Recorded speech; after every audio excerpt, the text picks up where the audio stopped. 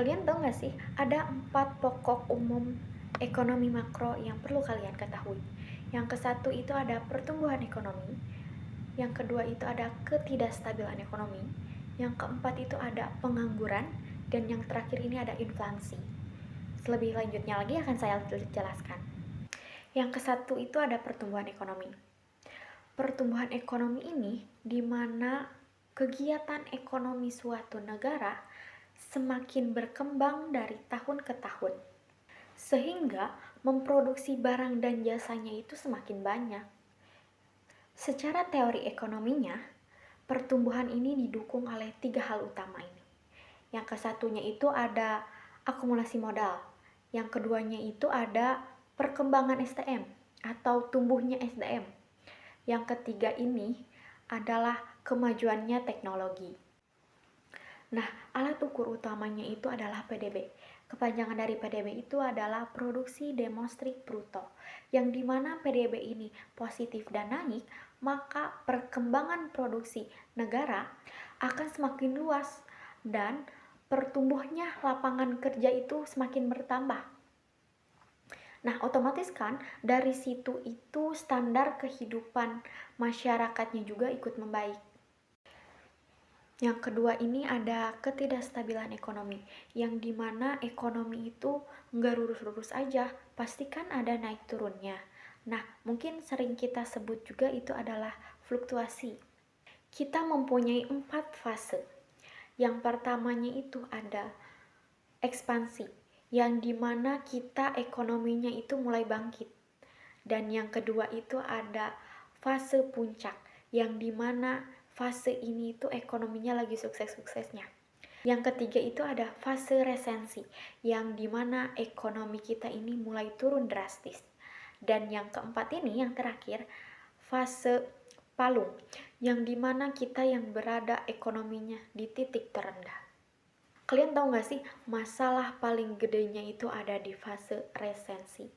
Dari teori klasiknya, Keynesian ini cukup sangat-sangat terpakai karena kita bisa mencari tahu bagaimana penawaran agreta dan permintaan agreta ini di pasaran tidak bisa seimbang.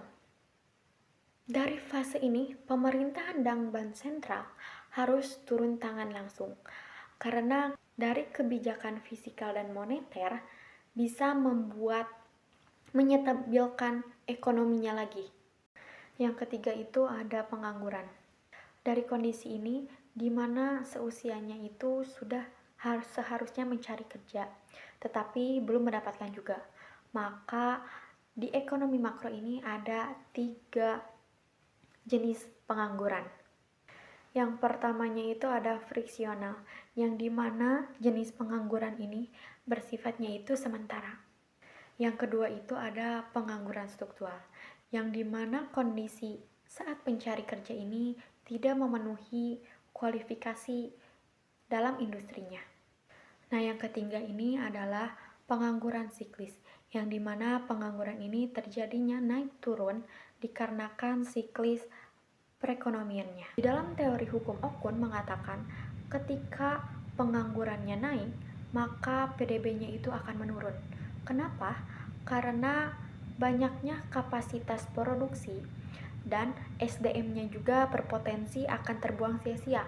Maka dari itu tidak akan menghasilkan apa-apa. Yang keempat itu inflasi. Sederhananya, inflasi itu di mana harga barang itu naik secara serentak dan terus-menerus, maka akan terjadinya harga anjlok dan itu sering disebut deflasi. 2 penyebab inflasi. Yang pertamanya itu ada demand full inflation, yang dimana di situasi yang pertama ini ketika permintaan masyarakatnya itu tinggi tetapi barangnya itu sedikit.